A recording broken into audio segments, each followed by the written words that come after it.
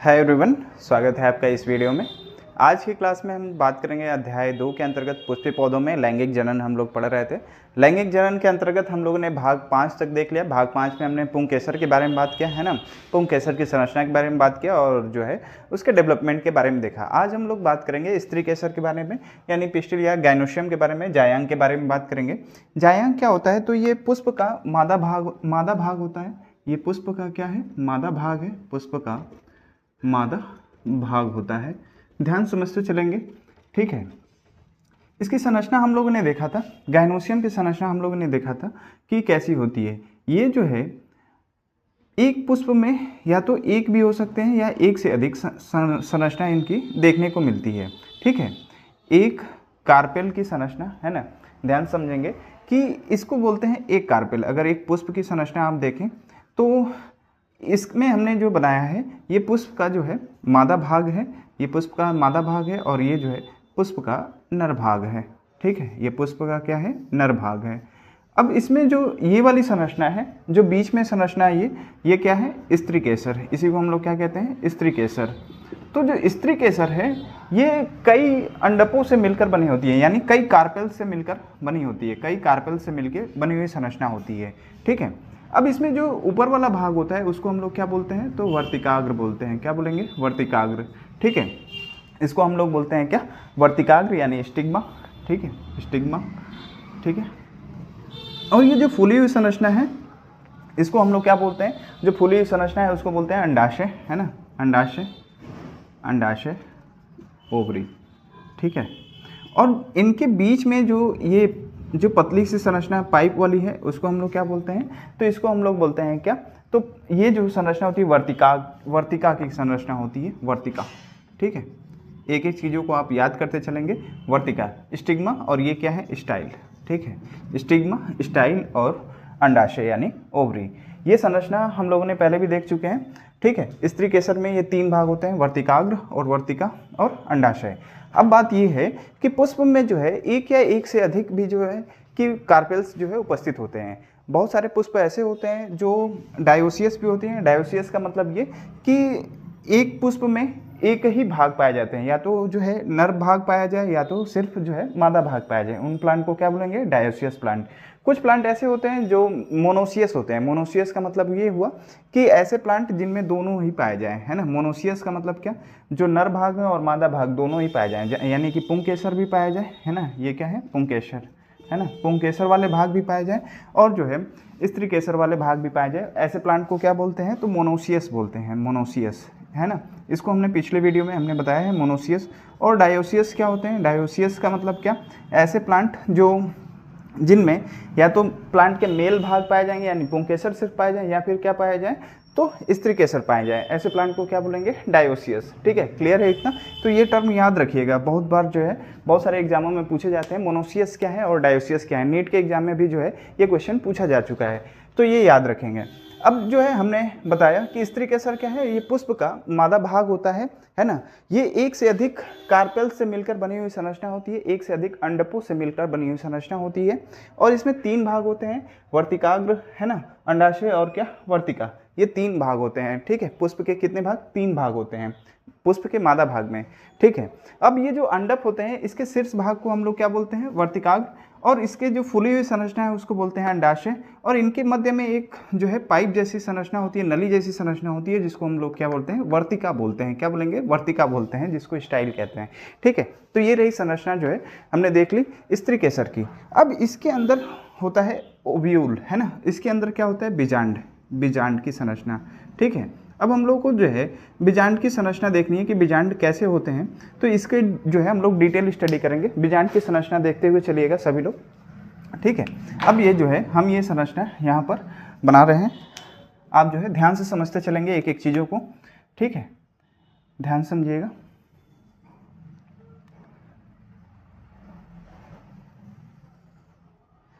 ये जो है हमने स्त्री केसर की संरचना बनाई, स्त्री केसर,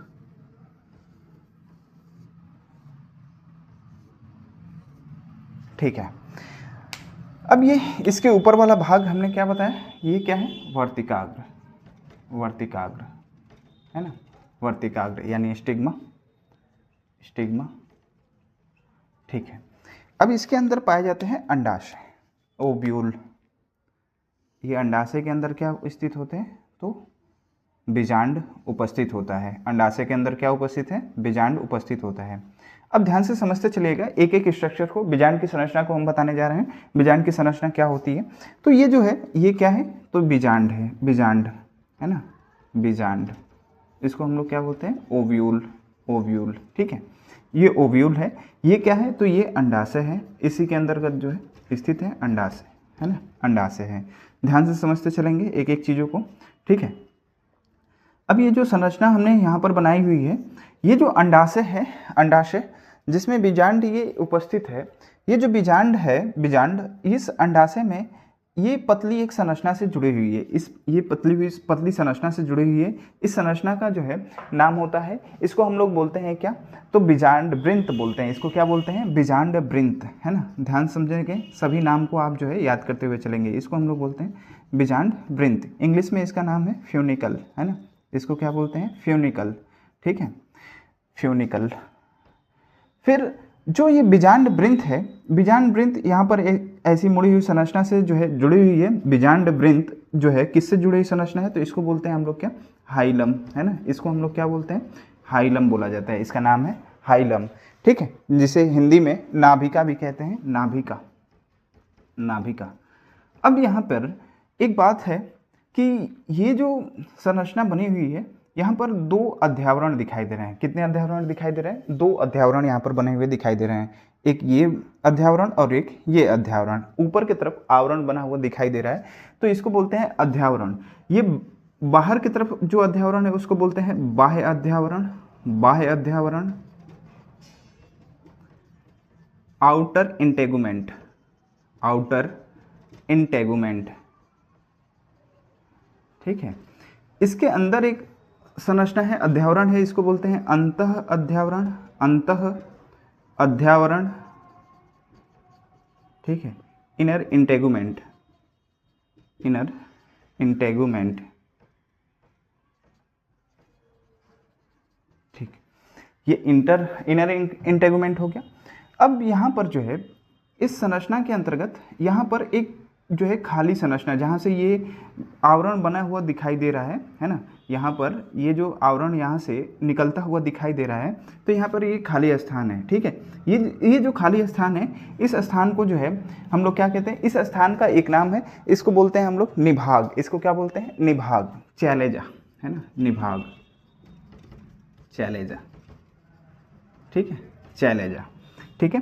अब यहाँ पर जो अध्यावरण और ये अध्यावरण दोनों हुई जो है, यहाँ पर गैपिंग बनी हुई नजर आ रही होगी आपको, गैपिंग नजर आ रही है। इस संरचना को बोलते हैं क्या, इस संरचना को बोलते हैं बीजांड द्वार, है ना। इस संरचना को क्या बोलते हैं, बीजांड द्वार, ठीक है। यहाँ पर एक द्वार जैसी संरचना है, यानी छिद्र जैसी संरचना है, इसको हम लोग बोलते हैं बीजांड द्वार, ठीक है। बीजांड द्वार को हम लोग बोलते हैं माइक्रोपाइल, माइक्रोपाइल, माइक्रोपाइल, ठीक है, माइक्रोपाइल। अब इसमें जो है, इसके अंतर्गत हमने संरचना देखी, जहाँ से जो बीजांड है ये जिसमें स्थित होता है, अंडाशय में स्थित होता है, किससे लगा होता है, तो बीजांड वृंत से, यानी फ्यूनिकल से जुड़ा होता है, ठीक है। फ्यूनिकल और बीजांड जिससे ये जुड़े होते हैं उसको बोलते हैं हाइलम या फिर नाभिका बोलते हैं। और जो है इसमें दो अध्यावरण पाए जाते हैं, जिसको बोलते हैं, बाहर के अध्यावरण को बोलते हैं बाह्य अध्यावरण और अंदर के अध्यावरण को बोलते हैं अंतः अध्यावरण। बहुत सारे ऐसे पुष्प हैं जिसमें ये जो अध्यावरण है, एक अध्यावरण पाए जाते हैं, या फिर बहुत सारे ऐसे पुष्प हैं जिसमें ये अध्यावरण पाए ही नहीं जाते, अनुपस्थित होते हैं। तो जो जिसमें एक अध्यावरण पाया जाता है, जिसमें क्या, एक अध्यावरण पाया जाता है, ध्यान समझते चलिएगा, जिस पुष्प में एक अध्यावरण पाया जाता है उनको बोलते हैं यूनिटेग्मिक, है ना। उनको क्या बोलते हैं, यूनिटेग्मिक, यूनिटेग्मिक, ठीक है। और बहुत सारे ऐसे प्लांट होते हैं जिसमें अध्यावरण अनुपस्थित होते हैं। अध्यावरण क्या होते हैं, अनुपस्थित होते हैं, अध्यावरण नहीं होते हैं, ठीक है। उनको बोलते हैं क्या, एटेग्मिक, एटेग्मिक, एटेग्मिक, ठीक है। जो यूनिटेग्मिक है, ऐसे उदाहरण, ऐसे जो है पुष्प ऐसे जो प्लांट है देखने को मिलेंगे किसमें, तो सूरजमुखी में और गेंदा में। इसके एग्जाम्पल क्या है, तो गेंदा है और सूरजमुखी, गेंदा और सूरजमुखी, ठीक है। समझते चलेंगे एक एक चीज़ों को।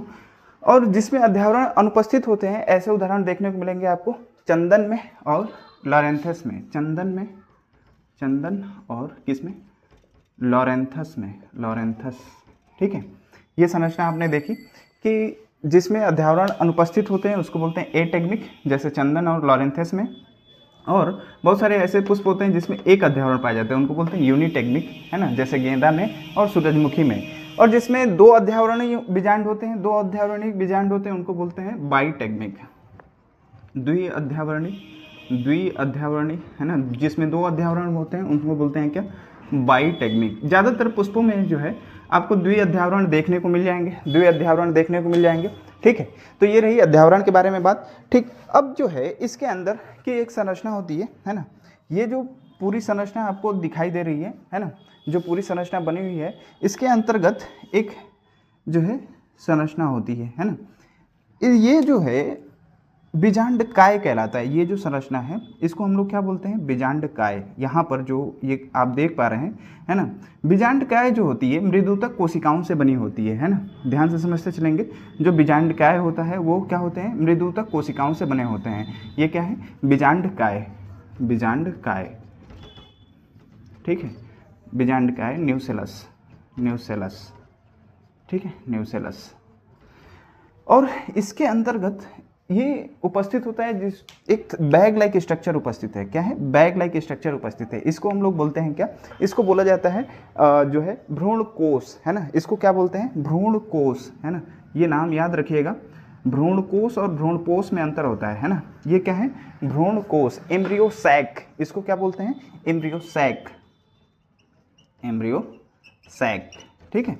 ये जो है हमने संरचना देखी एम्ब्रियो सैक की। एम्ब्रियो सैक के अंतर्गत इसमें ऊपर की तरफ 3 कोशिकाएं आपको देखने को मिलती हैं। ऊपर की तरफ कितनी? 3 कोशिकाएं देखने को मिलती हैं। इसको हम लोग बोलते हैं प्रतिमुख कोशिका। इसको क्या नाम देते हैं? तो इन सभी कोशिकाओं को बोलते हैं प्रतिमुख कोशिका, ठीक है। एंटीपोडल सेल,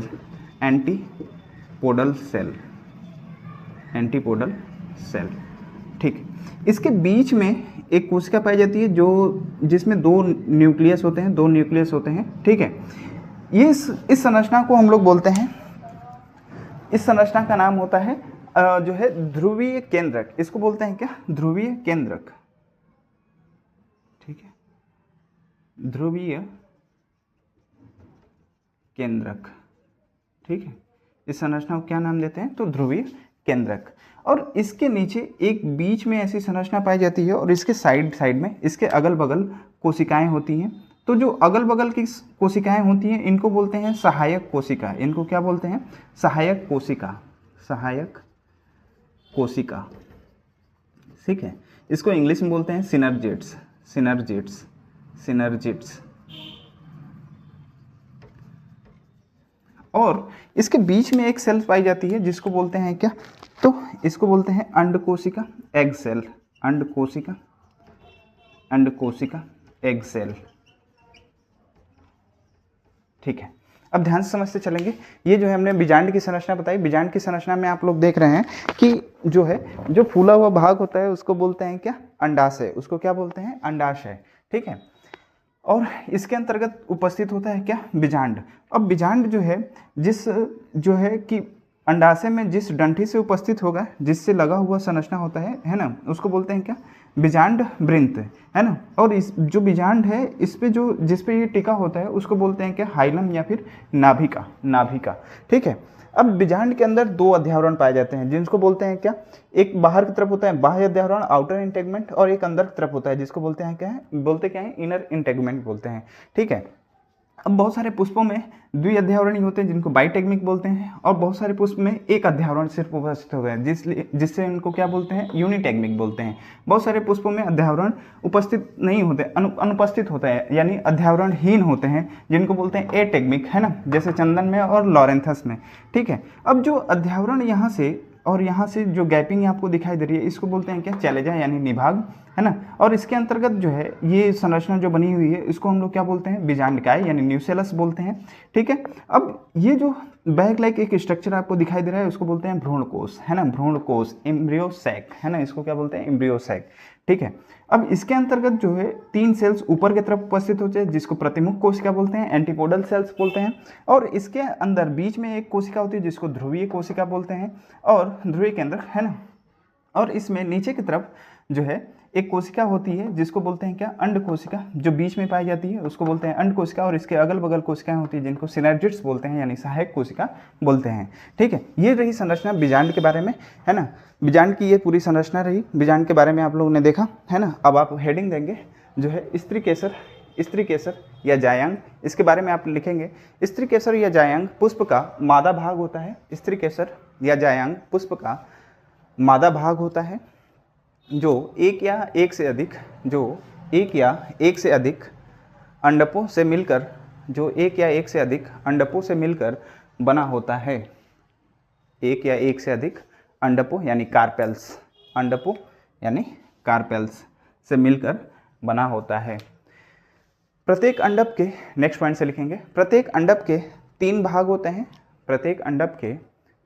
होते हैं, पहला वर्तिकाग्र, है ना, स्टिग्मा, वर्तिकाग्र, दूसरा लिखेंगे वर्तिका, स्टाइल, तीसरा लिखेंगे अंडाशय यानी ओवरी।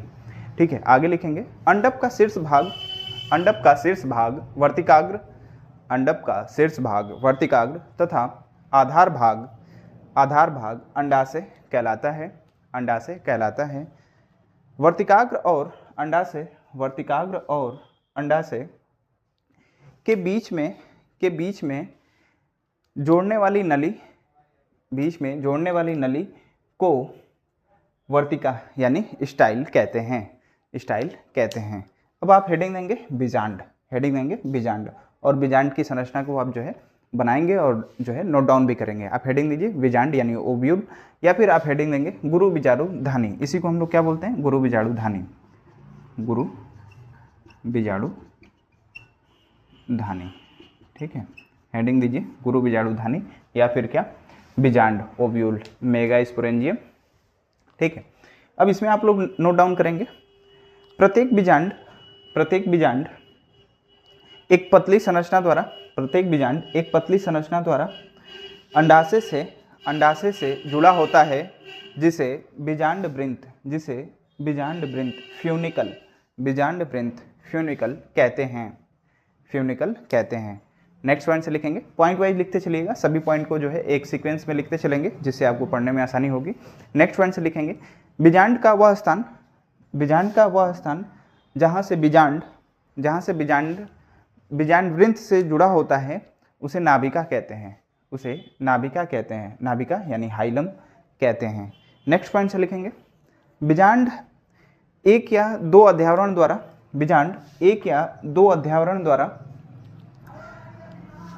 घिरा होता है। इसके बाहरी अध्यावरण को तथा अंदर के आवरण को अंतः आवरण, है ना, बाहरी आवरण को बाह्य अध्यावरण आउटर इंटेगुमेंट और अंदर के आवरण को अंतः अध्यावरण यानी इनर इंटेगुमेंट कहते हैं। नेक्स्ट फ्रेंड्स लिखेंगे अधिकांश पुष्प में दो अध्यावरण युक्त बीजांड यानी बाइटेगमिक ओव्यूल पाया जाता है, लेकिन कुछ पुष्पों में जैसे सूरजमुखी और गेंदा में एक अध्यावरण उपस्थित होता है तथा कुछ पौधों में जैसे चंदन और लॉरेंथस में अध्यावरण अनुपस्थित होते हैं। ठीक है, नेक्स्ट पॉइंट से लिखेंगे अध्यावरण बीजांड के एक स्थान से अपूर्ण होता है जिसे निभाग या चैलेजा कहते हैं। ठीक है, आगे लिखेंगे अध्यावरण बीजांड के एक स्थान पर एक छिद्र जैसी संरचना होती है, एक छिद्र जैसी संरचना होती है जिसे बीजांड द्वार यानी माइक्रोपाइल कहते हैं, जिसे बीजांड द्वार यानी माइक्रोपाइल कहते हैं। ठीक है, आगे लिखेंगे। बीजांड के अंदर मृदुतक कोशिकाओं की बनी, बीजांड के अंदर मृदुतक कोशिकाओं की बनी एक बीजांडकाय के अंदर मृदुतक कोशिकाओं की बनी एक सेल्स कोशिकाओं का समूह होता है, कोशिकाओं का समूह होता है जिसे बीजांडकाय न्यूसेलस कहते हैं, जिसे बीजांडकाय न्यूसेलस कहते हैं। आगे लिखेंगे नेक्स्ट पॉइंट से। बीजांडकाय के मध्य में थैलीनुमा संरचना होती है, बीजांडकाय के मध्य में थैलीनुमा संरचना होती है जिसे भ्रूणकोश एम्ब्रियो सैक कहते हैं, जिसे भ्रूणकोश एम्ब्रियो सैक कहते हैं। आगे लिखेंगे। भ्रूणकोश में 3 कोशिकाएं निभाग की तरफ होती हैं, भ्रूणकोश में 3 कोशिकाएं निभाग की तरफ होती हैं जिसे प्रतिमुख कोशिका एंटीपोडल सेल्स कहते हैं, जिसे प्रतिमुख कोशिका एंटीपोडल सेल्स कहते हैं। नेक्स्ट पॉइंट से लिखेंगे आप कि भ्रूणकोश के मध्य में 2 कोशिकाएं पाए जाते हैं जिन्हें ध्रुवीय केंद्रक पोलर न्यूक्लियाई